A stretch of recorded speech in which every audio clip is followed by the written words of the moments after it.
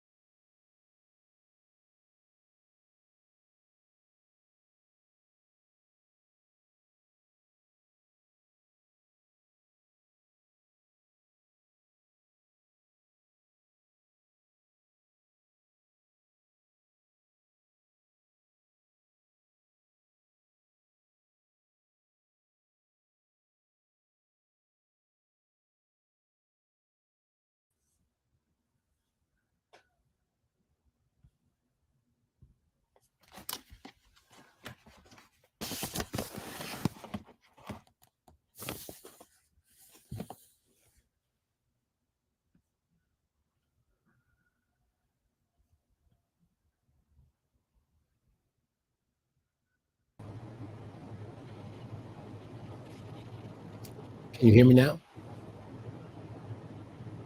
Can you?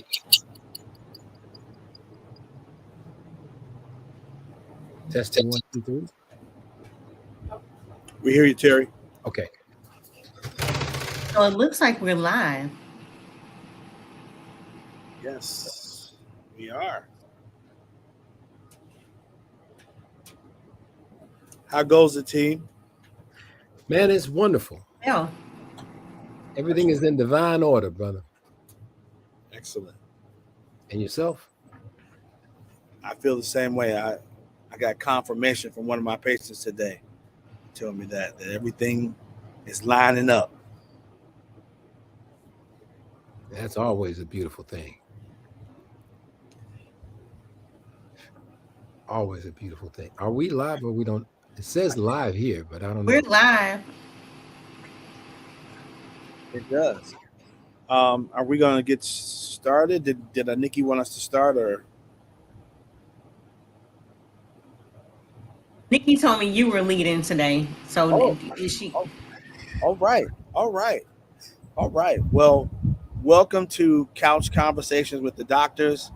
And I am Dr. Pete Thomas, and I'm an internist and medical director at Howard Brown. And Doug, you want to introduce yourself? Sure. Thank you, Dr. Pete. I'm a retired physician. I worked in the western suburbs for 30 years and spent 2 years in the congressman's office working on healthcare legislation. It was an amazing experience. It's a real honor and pleasure to be here, and I'm going to try and answer your questions if I can.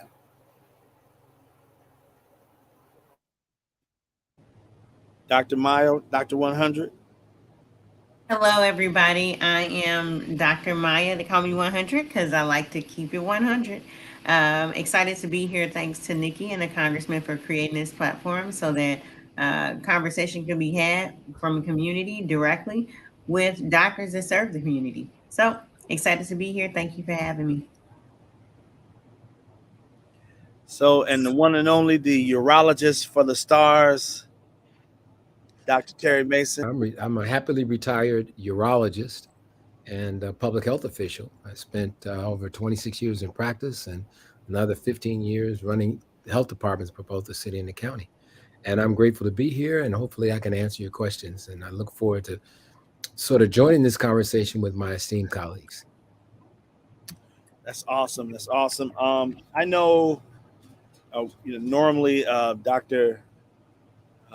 Danny Davis would be on to give us something, an inspirational word. Dr. Mason, did you want to give us an inspirational word to go on?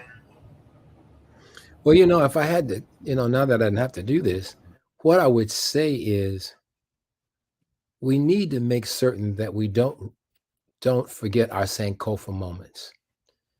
And even though we're facing some tough times now in many different ways, with some things that are new and some that are not so new, but just as we got through those things before, we'll get through those things again today with determined will and determined action from those of us who know better to actually do better. So I'm grateful for the opportunity to share this platform. And I know that we've got some folks here with enough history, and enough fortitude to make a change. That's awesome. That's awesome. Thanks so much. Um, just, I mean, if we wanted to tackle a few subjects, I know that's been on the. I've seen some social media posts regarding this. There's some indication that the COVID rates are going up. Obviously, it can be regionally influenced, but what are some comments that you guys have regarding the COVID rates going back up again? Well, for one thing, it is a real problem. We know in some healthcare centers in the East Coast, they've gone from not masking to back to masking. We know that they're preparing new vaccines for the fall. And we also know that the vaccines are your really best defense against getting hospitalized and getting long COVID. And I don't know whether it's my wife's bad fortune or what, but she has two close friends who have long COVID and I spent time with them. And it's no joke. So to avoid being in the hospital, to avoid having the complications of the virus, to me, in my experience, it makes sense to get vaccinated. Dr. 100?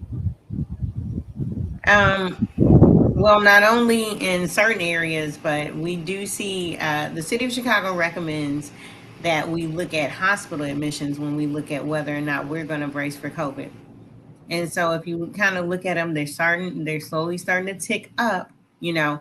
But remember, when we see hospital admissions, we're saying people who were impacted by COVID and usually had the means to go to a hospital. We're not saying how many people actually have COVID, right? So the fact that a person has to navigate different healthcare barriers and then go to the hospital and then we see it, that's a small portion of people who are actually getting COVID. Now, let's go back to what we talked about last week. Things that predispose. Dr. Miller brought up our elders are predisposed to severe outcomes. You know, people living with asthma, diabetes, heart disease, lack of, let's not forget, there was that data that showed lack of access to food puts people at higher risk for poor outcomes. And so we want to start to look at that. But then, community, Dr. Mason already mentioned Sankofa, I believe, right? That is a Ghanaian. It's actually a symbol, but also it's more than a symbol. It has meaning from the Adinkra background. So it means you have to look back to move forward. How can you know where you come from if you don't know where you've been? That's the breakdown of Sankofa. And so we have already kind of been here multiple times, nothing new under the sun, but we have already had a sneak peek at the need to wash our hands, the need to mask over the nose, under the chin, not the headband, not the beard, not the cell phone where it's wrapped around and then hanging down. We already know these are the things we need to do. We already know to consistently wash our hands. We already know to start making that distance every winter in addition to COVID. Well, Chicago only got 2 seasons. Summer, winter, right? So, but every time it starts to get cool outside, we already know that we're going to be in close quarters. That's going to predispose us to other things. But we know that in those close quarters, we have to keep physically distant, even if we're not socially distant, right? So trying to build out those things for your community, thinking ahead for it. Now is the time to make a plan to protect your tribe. Get all the phone numbers, get your plan. How are you going to link in certain situations? Talk about it with your tribe. Those are the things that help us survive and have better outcomes together. How are you going to get food? Plan that. Who's going to go out, what the schedule is going to be, things like that. This is a good time to talk about that. Yep. So that's what that's what I would want us to do. Community, start preparing yourself. Because we do see it's coming back. As of note, the last thing I want to say is, I think Dr. Graham mentioned we already see what's happening on the East Coast. So since I was a child, right, That's how we know what's coming as far as viral illnesses and things like that, right? That's how we know how to build a flu vaccine. That's how we know, what the structure is going to be, the impact. We look at what's happening east, and historically, these things come from east to west. And so that's just the kind of the pattern of travel. I'm talking about the flu. I'm talking about things like that. So when you hear, hey, we're seeing a rise on the East Coast, that means soon to come, we're going to see a rise here, right? Yeah. Thank you. Doctor, I'm sorry. I was going to ask the internist on the panel. I think the other thing that we need to think about is making sure that we've got all of our other underlying conditions under good control. So if you're diabetic, you want to make sure that's under good control. If you have asthma, you want to make sure that's under good control, and make certain that you have whatever your prescribed medications and or therapies that you need. And my internal medicine colleagues and family practice colleagues can take it from there, because we also know that we should be taking our vitamin D3. So there's some other things that we need to think about, because we've been here before. And we want to not go as bad as we did before, but we do want to make sure that we put in place those things that I've just mentioned. And I defer to my internal medicine primary care colleagues for other things. What I want to, talk to my colleagues about, but I had a patient today. I was trying to get them to get some preventive vaccines, and although I know the historical reference for which the reluctancy for trusting the healthcare institution that we all trained so hard to be in and work for, but it was like, for the life of me, and normally, I can bring tremendous influence, but he was the old school black man and he wasn't hearing it. And again, but I had to start with the premise that I understand the historical reference from which he was basing his decision off of. I understand it, and it's real. Not to be poo-pooed, it's a real thing. But how do we then convince our patients who entrusted us to take care of them to say, hey, although this is true, this can also be true. So, like, although historically, we've been misused and misled and things of that nature, Tuskegee experiment, and it goes on, down to I can't think of her name, Henrietta Lacks. Yes, Henrietta Lacks. So, I mean, how then do we convince our patients who actually need the vaccines more in many cases, because a lot of those chronic illnesses, to Dr. Mason's point, is not well controlled diabetes and high blood pressure and asthma on half of the necessary medications needed. How then do we have that discussion with them? Anybody? So I have a couple ideas, Dr. Pete. Now, one is take a look at the history of vaccinations and public health. And as we can look at like smallpox, which we've pretty much eradicated from the world by vaccinations. In my lifetime, polio was a big issue. I mean, when I'm going to grammar school, we're all taking the sugar cubes with the vaccine because at that time, polio was a big problem.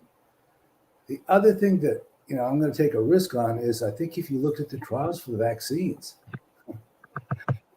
there was not a lot of experimentation on peoples of color in the vaccine trials, as best as I can understand. And so it wasn't as if some people were tried and they were used as guinea pigs. It's kind of, they were excluded and not utilized at all. So from what I could say is, I think one, vaccines are a very important thing. And we don't have the same kind of exploitation in the vaccine space as we do like in the insulin space in terms of prices, price gouging, and all those other things. So while medicine itself has reasons not to be trusted, from my perspective, it's one of the more trusted spaces.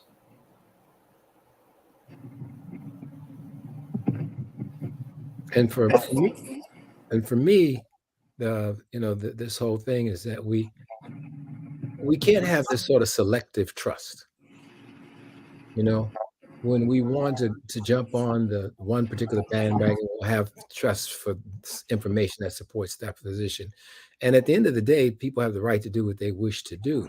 And I would say it like Moms Mabley. Many of you too young to know who Moms Mabley was. She was a comedian, and she used to always say, by all means, do what you want to do. Just know what you're doing. And she would follow that up. She said, and never smoke in bed, because the ashes that fall on the floor could be you. So it's the thing that I'm saying is that if we're going to be as critical of vaccines, and I think we should be critical of anything we choose to, we need to be even more critical of the food that we're eating. Because the food that we're eating is far more, in my estimation, it does far more damage to us, especially those of us who have underlying conditions like diabetes, high blood pressure, and my internal medicine colleagues can comment on this more, elevated cholesterol and things of that nature. I don't know how you're going to talk to me about that, and you got, a Big Mac in your hand, or you got, and I'm not trying to, but I'm just saying we need to have parity in the conversation. And so, these things that we know are causing heart attacks, that we know are causing strokes, that we know are responsible for kidney failure, dialysis, amputations, and so on and so forth. But yet we don't get the same sort of response. And I just put that out there as something that needs to be appropriately dealt with.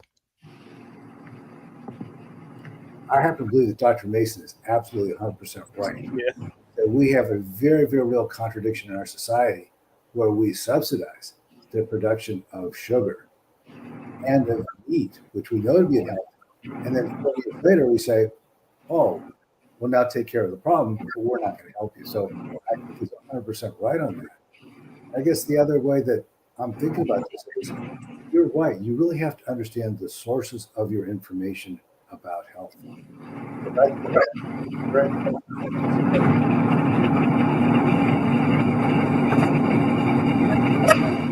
In my own, I have people citing sources unreliable and untrustworthy because the work has been rejected by other people, and it's hard to navigate the space. And I think Dr. Mason's dead right. You have to know your sources and their authenticity in their Can we mute ourselves if you're not speaking? Dr. Maya, you want to chime in on this? Oh no, I agree with what people are saying. I think also we have to know who our community leaders are. So there are leaders on every kind of front, right? We have the elected leaders, we have the spiritual leaders, we have the healthcare leaders, we have the public health leaders, and being nimble enough to understand which leader is leading what tribe. Right? I mentioned this before during COVID. Whether no matter how far we think we are from our origins, we move in tribes, and so being able to access the leaders of the tribe is key to outcomes. And if we can't access leaders of the tribe, it's like going in. If I go somewhere and if I go to a country, say I go to a village in Nigeria, they speak a language called Efik, right? But I speak English, but I keep speaking English to them, thinking they're going to understand my English.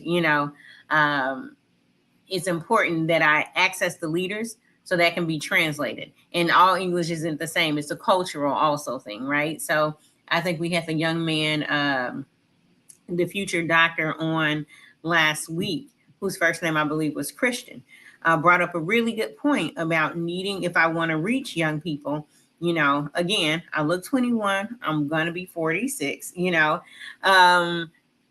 being able to recognize that, hey, the same message I want to send, I need to also be able to extend to a youth. And I might not be the leader of that tribe, and accepting that, knowing that, owning that, and taking it, taking the opportunity to invite in other people in the design and in the development of the message.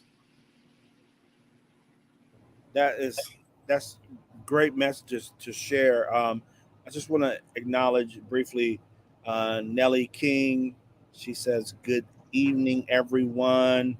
Connie Taylor says, "Good evening, everyone." Linda A. Johnson, hey Linda, says, "Good evening, everyone." Tarina Sutton says, "Good evening, everyone." So thank you all for tuning in. I think we're right. I think you couldn't have hit it more on the head that we have to be careful about having that sort of selective reasoning, because in many cases, we our community does, we're critical of something like the vaccines, but yet everybody and their mama's trying to take Ozempic. Everybody want Ozempic, and it's like, well, wait a minute, we want to, let's be, they don't mean us any good on the vaccine, but Ozempic, that came straight from Jesus. I mean, it's like, come on now. And then even with the Ozempic, we know that it slows gastric emptying, but you can eat foods that also slow your gastric emptying. And so, and I get it. It's partly, there's a industrial um, complex that's making us addicted to sugar and high fat foods and things of that nature. But we still have some choices in this matter, and so we want to make sure that our patients are empowered. So again, in that situation, I was not, again, I kind of took the mom's Mabley piece, brother Mason. I said, hey, it's your decision to make. I said, I just want to make sure you have all the right information to make your decision. Um, and so I thought I had him, and then he got away off the hook on me. So, but part of it is developing relationships and knowing that if we continue to go up this way, and I said, we ain't got to do 5 vaccines. We can do 3. We ain't have to do 3. We can do 2. We can do 1. And again, it's just a matter of protecting our patients and giving them the best information possible. I don't know. Did we have any questions on the side here? Anything that anyone wants to chime in on that's been in the news recently that require our commentary?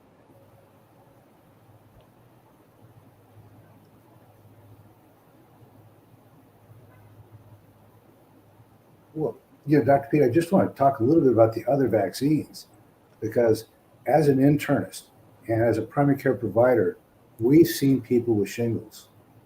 Yeah. And the older you are, that worse that thing is for you and the harder it is for you to handle.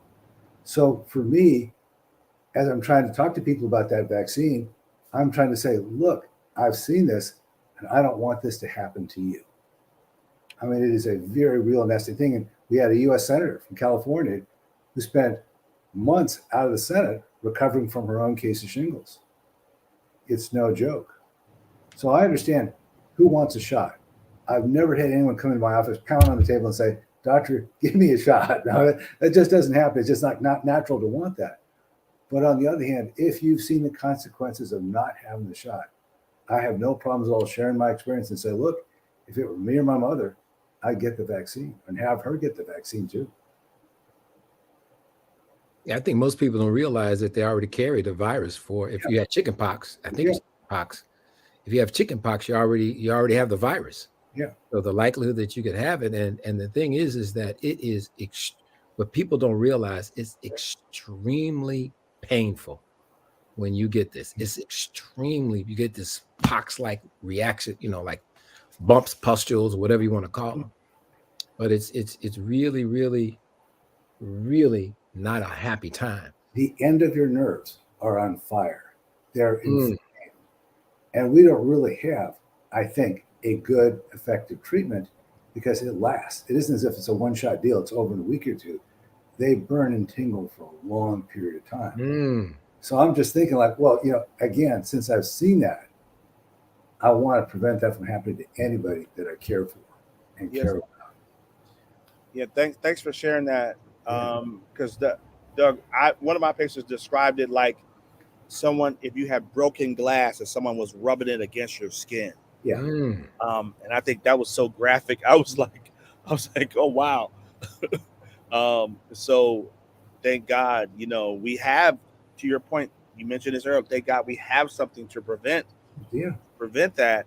And so again, we can't be so dogmatic that we're like, all the vaccines are no good, and this the government trying to interject chips in us, and it's like, and listen, and I'm saying, Yeah. you're not going to get me in a debate to tell you what the government will and won't do. That Yeah. Because I'm probably the biggest conspiracy theorist there is. But I'm saying, yes, while the government might be monitoring what you're doing and where you're going and things like that, but they also might invent a vaccine that can help you stay healthy. I mean, the two don't have to be mutually exclusive. And so I see Jackie Robinson Ivy said, maybe you covered this already, but what is the plan for the next vaccine? How do we know when we should plan to get it? COVID specifically. Do we get our flu shot? That's the second question. And then wait on the COVID vaccine. Yes, shingles vaccine is not the shingles vaccine is not fun, but very necessary. Anybody want to tackle those?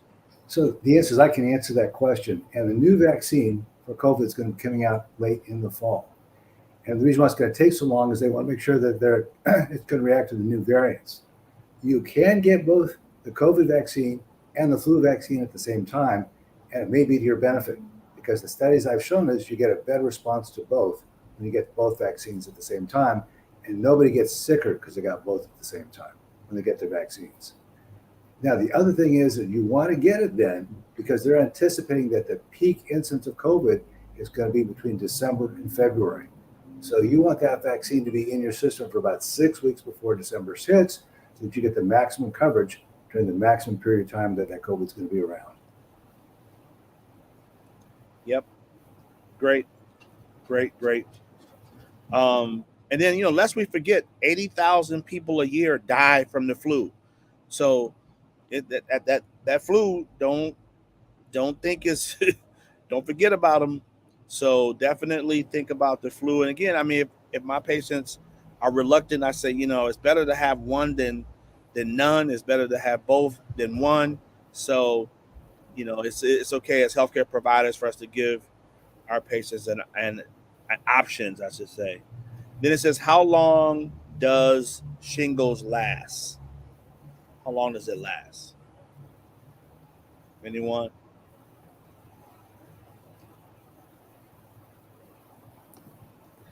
So shingles is going to last depending on a couple of things, right? If you get shingles, it depends on the strength of your immune system. Sometimes as we mature, it lasts a little longer. Also, it depends on how soon you get. There's medicine you can take, not to completely get rid of shingles, because what happens is, if I am the chicken pox or the shingles virus, right?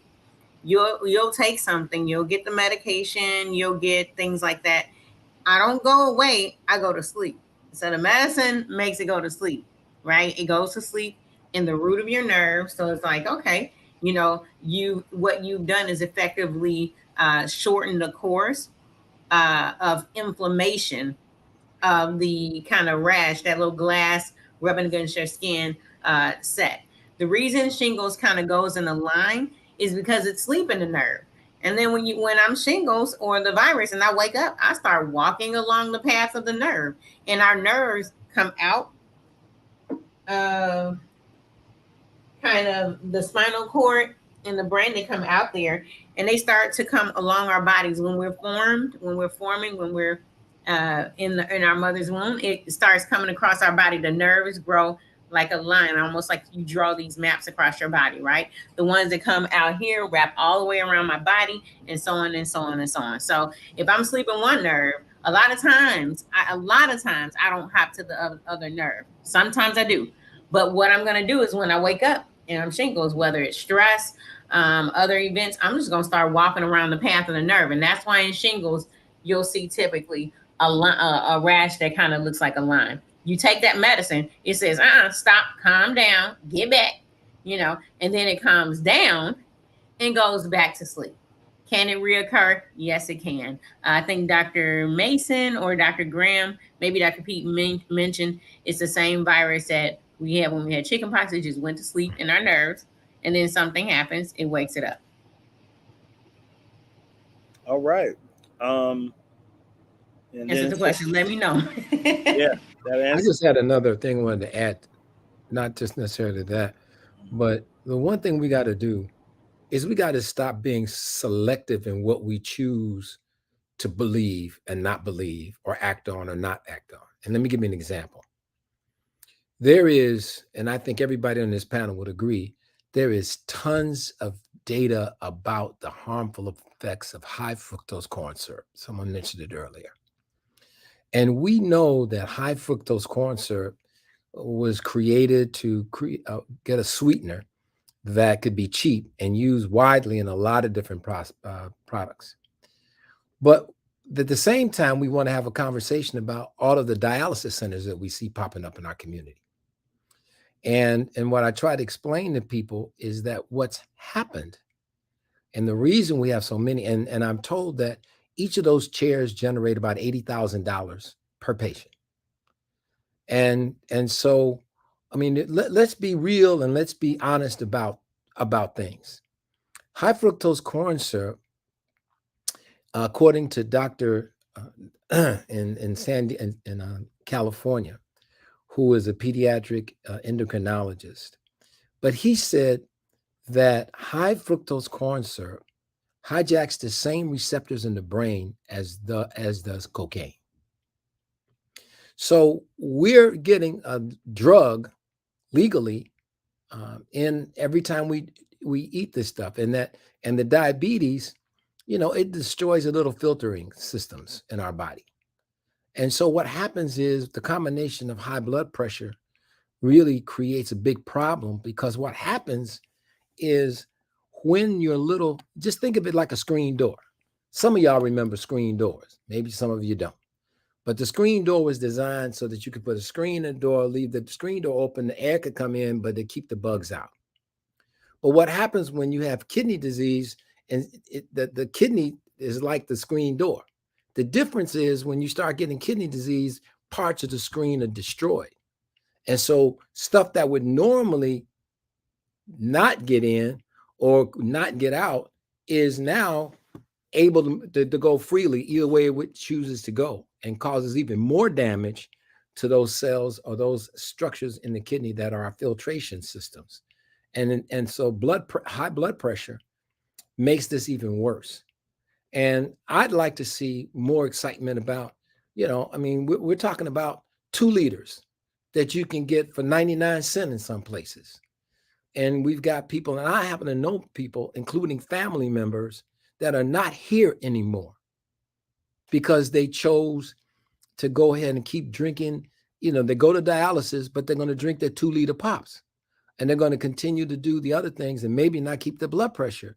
See, blood pressure, you can't tell by how you feel. Blood pressure doesn't give you anything to feel about. When you start feeling bad and it's directly related to blood pressure, you got real bad problems. And my internal medicine colleagues or family practice colleagues can expound on this more. But, we got to have this sort of stop all the selective stuff and look at, there are more of us sitting on those machines in those places that they got open all over the place. I'm not saying dialysis units are bad. Obviously, we need them. But the question is, why do we need so much? And what can we do to begin to lessen our reliance, if possible, on these machines?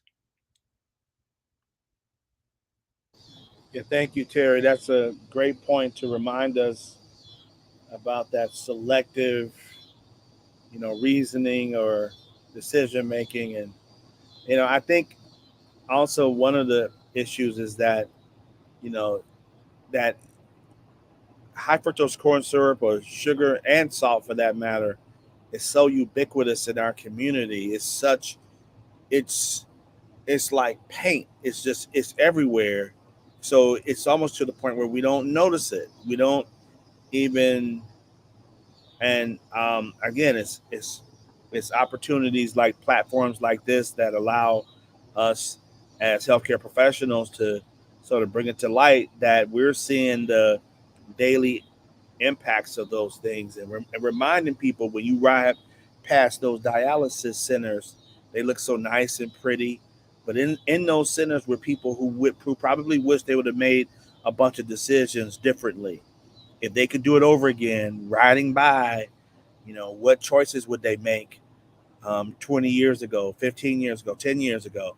And so it's great that as this panel unpacks the impact of taking preventive measures like vaccines, but are we making preventive actions like making critical decisions on what we put into our body, um, and even exposing our bodies, if you want to talk about that, but even exposing our bodies to stress and lack of sleep, all those things produce hormones, those survival hormones that again raises the blood pressure, causes kidney failure, and reduces the blood supply to the kidneys, and again escalates your entry into one of those dialysis centers. Again, shout out to my nephrologist and the nursing teams that run those dialysis centers. But man, if we could, just assist our patients in delaying that process, if not preventing kidney failure altogether. We do have a few more comments. It says, if I had the first shingle shot, is it necessary? Is it really necessary? I love that one. Is it really necessary to get the second updated shot? And how long does the shot last? Anybody want to tackle that one? The package insert does say 2 shots, and um, it lasts from 7 to 10 years. It's recommended for people above the age of 50, or if you have some condition that makes your immune system not as strong.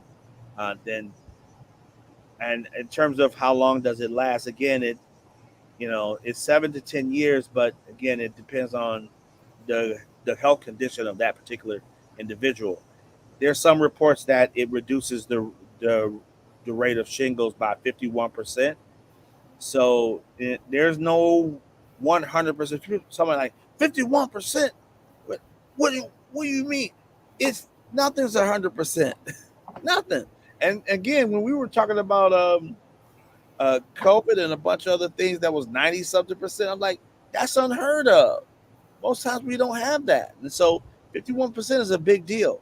Again, getting those first 2 shots, either 2 to 6 months apart, is important to reduce your risk for shingles. And again, when they say is reduce your risk for by 51%, that's assuming you had both of those shots. So if you decide, if you really think it's necessary, Connie, you say really necessary. Well, you're likely not going to get to that 51%. So, and then Audrey Jaycock says, "Good evening, everyone." Um, yeah. Any other comments for our audience? Any other questions? Sure. And one of the things that the second shot actually does, in addition to what Dr. Pete was saying, was reduce the likelihood that that pain that they were mentioning, that glass grinding against your skin, is going to be there. I don't know if I forgot who mentioned they had friends or loved ones with it, but so the shingles, we mentioned the medicine you take it helps shorten the course of the bumps and things like that, shorten the course of the bumps that cause inflammation in the nerves. But then remember, they're nerves, and nerves are parts of our body that heal slowly.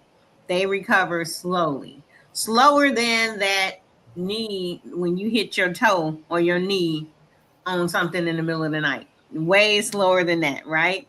And so what happens is there's something called post herpetic neuralgia. what that means is after the bumps are gone, the nerve still is inflamed and angry and in the healing process. In that healing process, that pain can still be there. So that second dose is going to reduce the likelihood that you're going to have that nerve pain after the initial bumps are gone.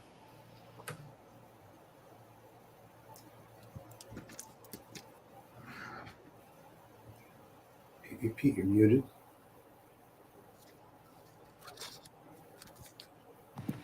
Dr. Pete, you're muted. Can you hear us? Okay. And then the other thing while we're waiting, the other thing I want to mention is a lot of times some vaccines occur and you need more than one dose. And what happens is the first dose usually exposes the body to it. The body takes a picture of it, recovers, everything like that. And it's like, okay, all right, I didn't like that. It was a little uncomfortable for me, but I'm going to remember it. That's what the first dose does. This is the multi-part vaccines, right? The second dose comes in and says, oh, and your body's response, immune response says, oh, I don't like you. I remember you. And now I'm going to get better, faster, and stronger against you, virus or, whatever it is. And it makes your body more efficient. Most like when I learned how to drive, the first time I got in the car, it was not good, but the second time, and that's the theory of the vaccines, your body being exposed to it makes your body more efficient and makes your body more agile to deal with it faster. Dr. Pete, back to you.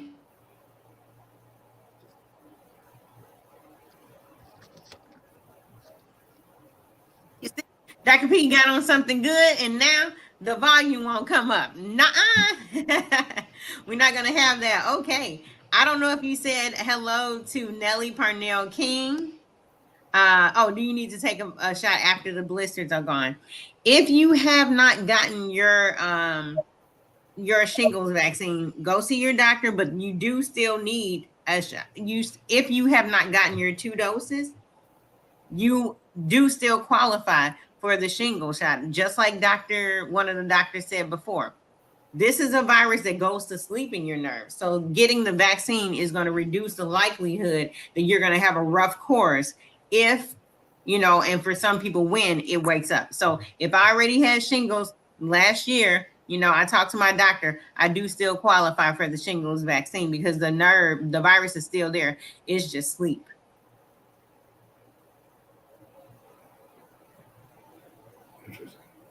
So it is necessary that you take the second shingles shot. Let's try to say that 3 times. The second shingles shot. If you've already gotten the first one, they go together, and so and then just remember, always see your doctor. Again, they mentioned 50 is the age for a lot of people. A lot of people qualify earlier. If you have immune dysfunction or some other things, qualify people early. So have that conversation with your doctor. Anything else? Well, while we wait for Dr. Pete, I do have a question. I'm out of Chicago temporarily. I will be back soon. I want to ask, how's the weather in Chicago? What's going on? And what are we doing as a community to protect ourselves in these rapidly changing weather times? So Dr. Doug, Dr. Mason, is it still really hot there, or what's going on? Is it raining? We see some, So Dr. Maya, I can't tell you because I'm not in Chicago either, but I have read that they're due for another episode of heat. And asking everybody to prepare. And that is to make sure that you have a place where you can go.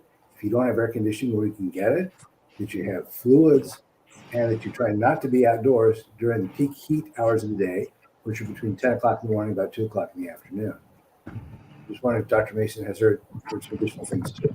No, I haven't heard anything more than what you just said, Doug. I think that I would ask people to make certain that they listen to the weather reports on both television and radio so that they can get the most up to date. Most of it is done certainly in the morning and in the afternoon hour and the news hour in the evening and again at 10 o'clock at night. So you just follow those. You can't look at one. You got to look at multiple ones because stuff changes. Yeah. Mhm. Weather changes, so you've got to pay attention and look for all the rest of them. Okay. So, in reference to what you said before, I think you got to keep your contact list together. You got to Mhm. know who to call and when to call and who's going to be available. But also, other people ought to know to call you to make sure that Yeah. you're able to. That's right. In these times, we got what we learned from COVID. Always got to check in on that strong friend, the one organizing the list. Make That's sure, like Dr. like Dr. Graham said, make sure somebody's calling you. yeah. To keep you together. In the medical industry, that's Dr. Mason. But we'll check in on the strong friend. Okay, all right. And then Audrey Jaycock says temperatures are 90s, heat indexes in the hundreds. So yes, and then like Dr. Graham said, keep hydrated. What's recommended? Well, some of the recommendations that some people go by as you're growing, how much water you're going to drink. And I'll take a page from Dr. Mason's book. Dr. Mason will be calm, and then when somebody started talking about water, what's your thoughts on water with a little sprinkle of flavor and or things like that? Does that hydrate like regular water does? Nothing beats water but water. Yep. Nothing beats water but water. Mhm. And the one thing you need to know, if you're not urinating frequently, you're not urinating with some frequency, if you're only going to urinate once a day, that's not good. You're probably not hydrated well enough.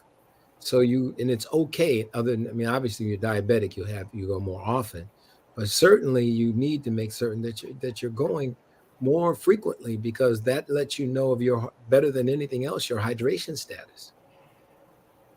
Yep. And then when we look at what is recommended, how much water am I supposed to drink a day? Well, that usually depends on uh, what gender you were assigned at birth, you know, and for adults. And so if you were assigned male gender at birth, it's somewhere around 13 cups, from what I'm understanding. If you were assigned female gender at birth, or if you identify as a woman, it's 9 cups. So, and a cup is, what is a cup? It's about 8 ounces. So a water bottle, I'm just gonna show my empty water bottle. I'm working on reusing it, but I mean buying reusable bottles. But this, oh, it's not showing up. Oh, that's why on the makeup tutorials they do like this. Okay, all right. So this this water bottle is gonna equal about 2 cups of water. And so you don't just get to decide like 2 little cups, not a shot glass. This equals 2 cups, right? So, and that's per day. Why? Because water is a very important function of everything we do. It also, like Dr. Mason was saying, helps flush out toxins, keep our body going, clean us so we're not sluggish. And then I was talking to someone today, and I was saying, hey, do you grow at plants? If you think about people that have plants at home, I don't know about you, but right now, so I was home this weekend in Chicago before I left, and I was like, when you grow a plant, have you ever noticed how a day or two not watering your plant, sometimes even if it's hot outside, for a couple of hours, the plant will start to do like this. I'm a plant, I'm seeing myself on camera like, Maya, what are you doing? But when you give it water, it starts to open up. Well, our bodies are the same way. Just because we're walking around doesn't mean we're not. Our organs, our inside, and that's where that sluggish feeling can a lot of times come in. So, Doretha Reese Wheatley says, just had a conversation with a friend. If I hadn't had water all day, how do I wake up with a full bladder? Is the body pulling fluids from other spaces? Dr. Mason, I don't know if you want to get into that. Well, the question is, I'd ask what other medications is she taking? Because there are other medications, particularly certain high blood pressure medications, that will force you that have what's called a diuretic, or something that makes you pee. And so it depends on what all the medicines are that you are taking.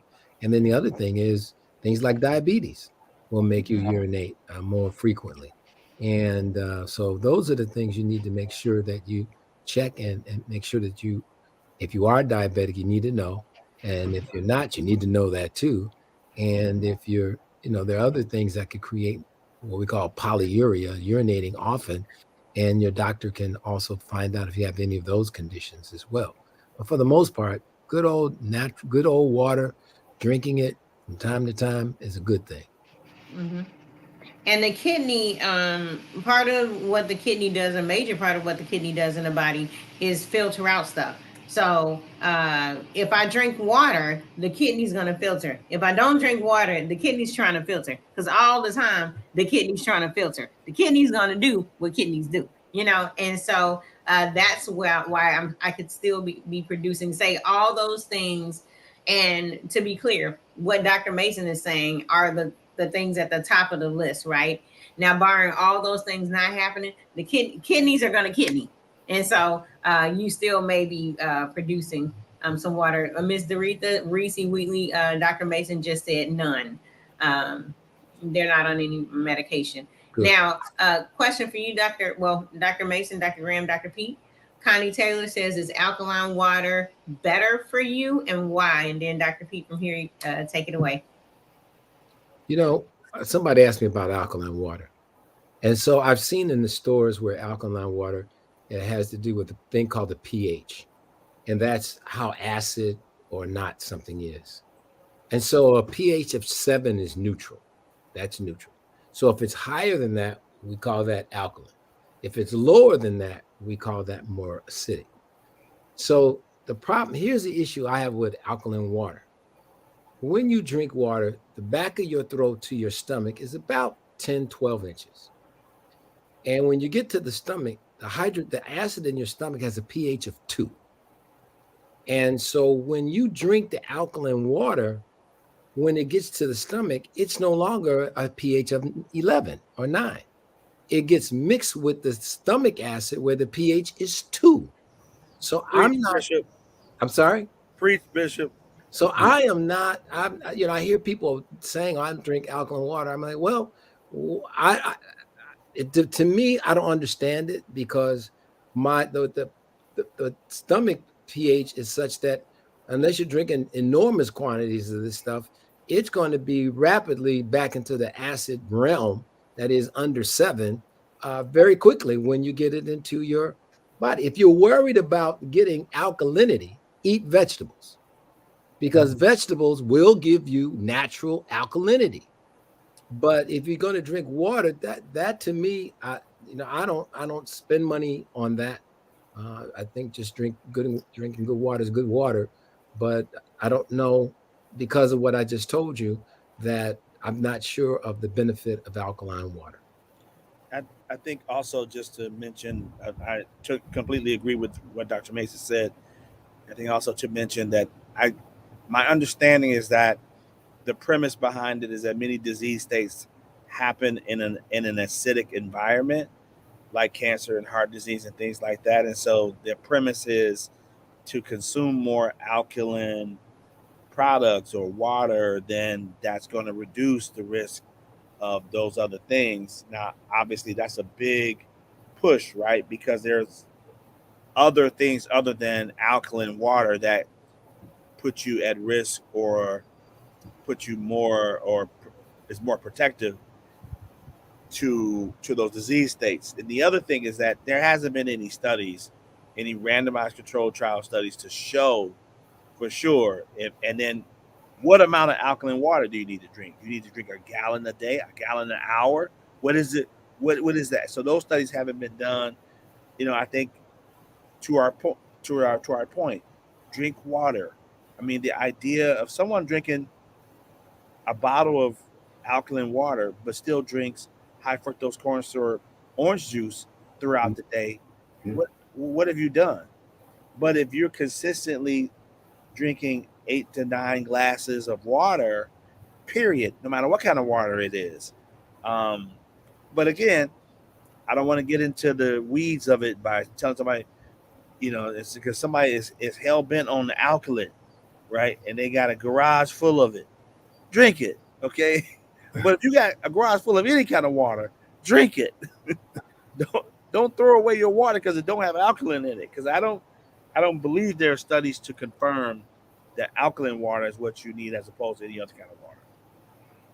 And if you're really concerned about the alkalinity of your blood and things of that nature, then you really need to think about the other things you're eating or That's drink, right. because um, you'll get a little more alkalinity from veggies than you'll get from the byproducts of meat products, because most of those things, when they get decomposed and they are moved through the body, they create other kinds of things. And I would implore any of you, if you want to look at Forks Over Knives. There's a nice cartoon in there that talks about that.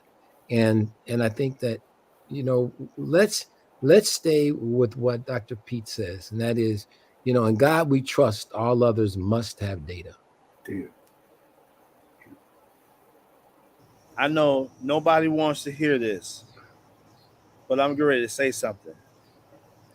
Until next Monday, we're gonna go around and do.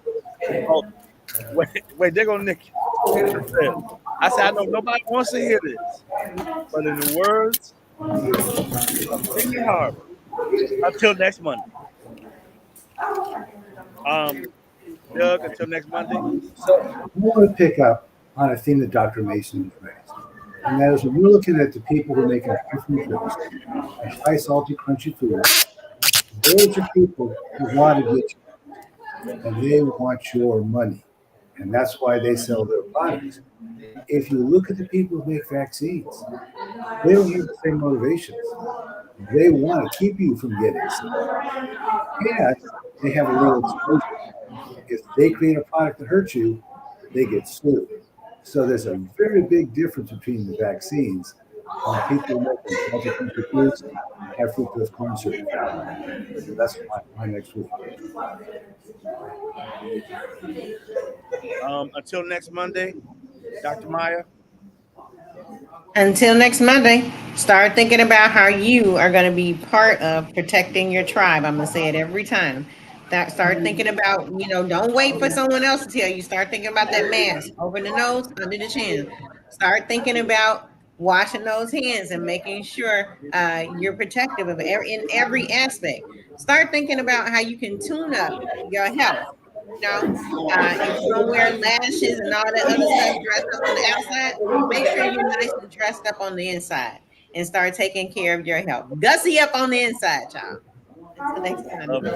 Love it. Until next Monday, Dr. Mason. I'm going to follow up on something that Dr. said. We get more concerned about the stuff we do on the outside than we do on the inside. And now we need to be more inside focused. And there's things you can read and things that you can go and learn about.